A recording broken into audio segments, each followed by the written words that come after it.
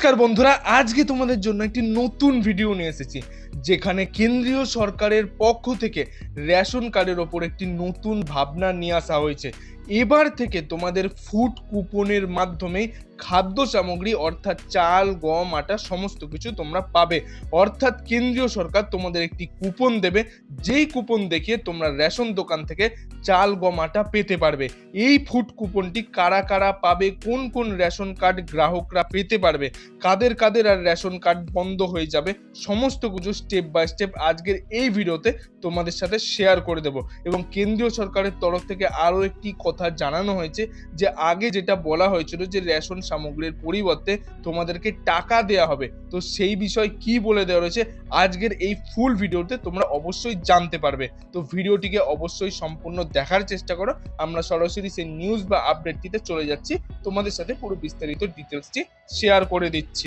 দেখতে পাচ্ছ আমরা সরাসরি সেই নিউজটিতে চলে এসেছি। এটি একটি দৈনিক সংবাদ মাধ্যম পত্রিকায় প্রকাশিত হয়েছে, যেখানে উপরের হেডলাইনে বলে দেওয়া রয়েছে ফুড কুপনের মাধ্যমেই রেশন দেওয়ার ভাবনা। এবার থেকে ফুড কুপন অর্থাৎ একটি ফুড ভাউচারের মাধ্যমে কিন্তু তোমাদের যে রেশন দেওয়ার ভাবনা সেটা কিন্তু কেন্দ্রীয় সরকারের তরফ থেকে বলা হয়েছে। এই কুপন বা ভাউচারটি কারা কারা ও কিভাবে পেতে পারবে দেখে নাও। ওয়ান রেশন ব্যবস্থায় ই ফুড ভাউচার নামে ফুড কুপন দেওয়ার ভাবনা চিন্তা করছে মোদী সরকার। এ বিষয়ে পাইলট প্রকল্প চালু করার পরিকল্পনা করে ফেলেছে খাদ্য মন্ত্রক। গত 28 অক্টোবর মন্ত্রকের অভ্যন্তরীণ রিভিউ মিটিংয়ের ব্যাপারে আলোচনা করা হয়েছিল। জাতীয় খাদ্য সুরক্ষা আইনে প্রধানমন্ত্রী গরিব কল্যাণ অন্ন যোজনায় যে বিনামূল্যে খাদ্যশস্য অর্থাৎ চাল, গম, আটা এই সমস্ত কিছু দেওয়া হয়ে থাকে। তোমরা সবাই জানো যে প্রধানমন্ত্রী গরিব কল্যাণ যোজনায় যে চাল, গম, আটা তোমাদেরকে সম্পূর্ণ বিনামূল্যে দেওয়া হয়ে থাকে। এই রেশন কার্ডের মাধ্যমে যে সমস্ত ক্যাটাগরির রেশন কার্ড রয়েছে সেই অনুযায়ী তোমরা চাল, গম, আটা প্রতি মাসে পেয়ে থাকো। সেখানেই বিতরণ ব্যবস্থায় পরিবর্তন আনার পরিকল্পনা করছে। মন্ত্রকের অতিরিক্ত সচিবকে বলা হয়েছে এ ব্যাপারে বিস্তারিত নোট তৈরি করে মন্ত্রীকে পাঠানোর জন্য। প্রশ্ন উঠেছে, তবে কি ঘুরিয়ে খাদ্যশস্যর পরিবর্তে রেশন গ্রাহকদেরকে ডাইরেক্ট বেনিফিট ট্রান্সফার অর্থাৎ ডিবিটি ট্রান্সফারের আগেই ধাপ ফুড ই ভাউচার।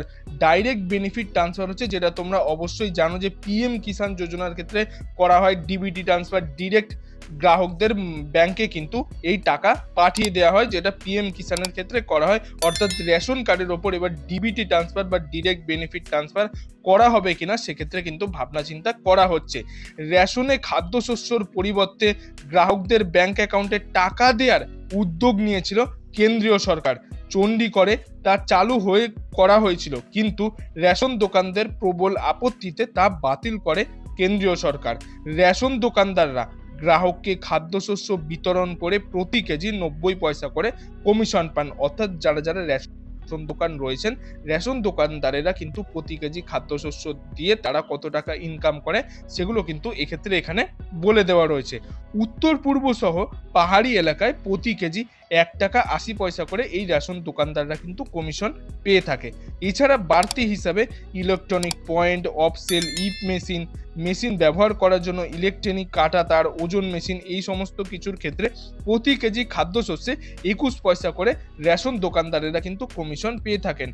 ফলে খাদ্যশস্যের বদলে ডিবিটি এগুলো বন্ধ হবে।